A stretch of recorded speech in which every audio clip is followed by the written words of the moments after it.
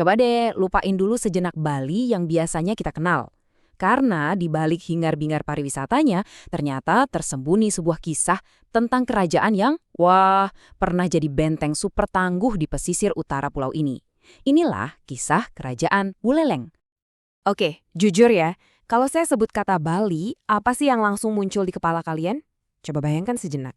Kemungkinan besar, gambaran yang keluar itu-itu lagi kan?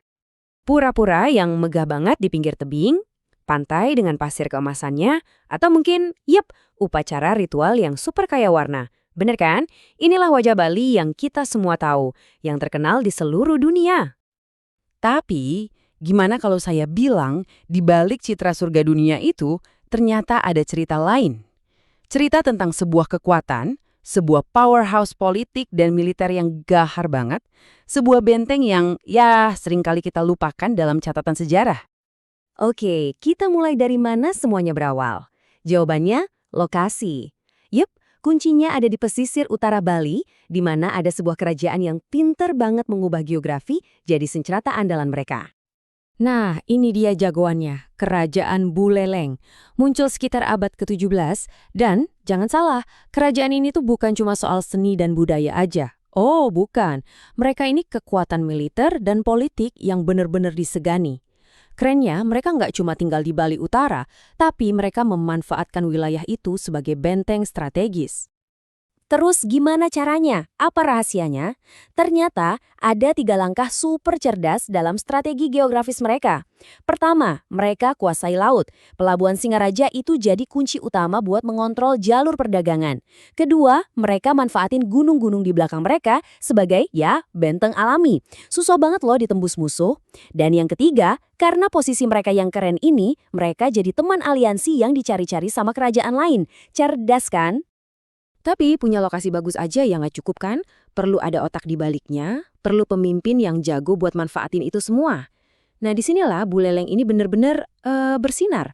Mereka punya resep jitu, perpaduan antara kekuatan pedang dan kecerdikan diplomasi. Jadi doktrin mereka itu kayak dua sisi mata uang.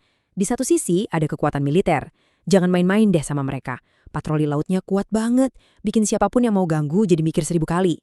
Nah, di sisi lain ada kelihayan diplomasi. Mereka jago banget membangun aliansi, melakukan perkawinan politik demi stabilitas, bahkan sampai bernegosiasi alot sama Belanda buat menjaga kedaulatan mereka. Ini perpaduan sempurna antara otot dan otak. Ngomongin soal pemimpin hebat Buleleng, ada satu nama yang nggak boleh kita lupain. Panji Sakti. Wah, ini dia nih, sang pendiri legendarisnya. Raja yang terkenal super berani. Dan dialah yang meletakkan fondasi Buleleng sampai bisa jadi kekuatan utama di Bali. Oke, kita lihat perjalanannya secara singkat ya. Di abad ke-17, ini masanya ekspansi besar-besaran di bawah Panji Sakti. Lanjut ke abad ke-18, fokus mereka adalah gimana caranya mempertahankan kedaulatan. Nah, masuk abad ke-19, tantangannya makin berat. Mereka harus pinter-pinter bernegosiasi menghadapi tekanan kolonial dari Belanda. Ini benar-benar kisah ketahanan yang luar biasa selama ratusan tahun.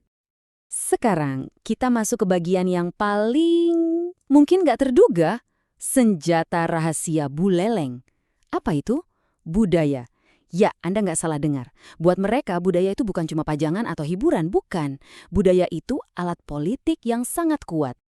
Kerajaan ini tuh bisa dibilang jadi jantung kebudayaannya Bali Utara. Musik gamelannya yang semarak, tarian kerajaannya yang rumit, upacara-upacara keagamaannya yang sakral. Dan yang paling penting nih, adat atau hukum kebiasaan mereka. Itu semua jadi semacam lem yang merekatkan masyarakatnya. Oke. Mungkin Anda mikir, tunggu dulu, apa hubungannya gamelan sama benteng pertahanan? Gimana caranya tarian bisa bantu memerintah kerajaan? Pertanyaan yang sangat wajar. Jawabannya satu kata, legitimasi. Dengan menjadi pelindung seni, penegak hukum adat, raja itu dapat kepercayaan penuh dari rakyatnya. Ini yang menciptakan stabilitas dari dalam. Dan kalau dalamnya sudah kuat, kerajaan itu jadi jauh lebih susah buat dihancurkan dari luar. Masuk akal kan? Jadi kalau kita simpulkan, kekuatan Buleleng itu berdiri di atas 3 pilar yang sama-sama kokoh. Ada kekuatan militer, ada aliansi diplomatik, dan ada legitimasi budaya. Ketiganya ini saling mendukung, bekerja bareng, dan akhirnya menciptakan sebuah kerajaan yang, tangguh banget. Nah, terus, apa sih warisan yang ditinggalkan oleh kerajaan benteng ini? Apa pelajaran yang bisa kita ambil dari cerita mereka untuk zaman sekarang? Intinya begini, Buleleng tuh jadi bukti nyata. Bukti kalau kerajaan lokal pun bisa bertahan, bahkan bisa maju, meskipun diapit tekanan kolonial dan konflik sana-sini. Kuncinya, yaitu tadi, strategi yang cerdas. Pelajaran dari mereka ini abadi banget loh.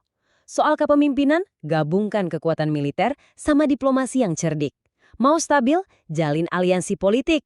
Mau diakui dan dipercaya, kuatkan budaya dan hukum adat.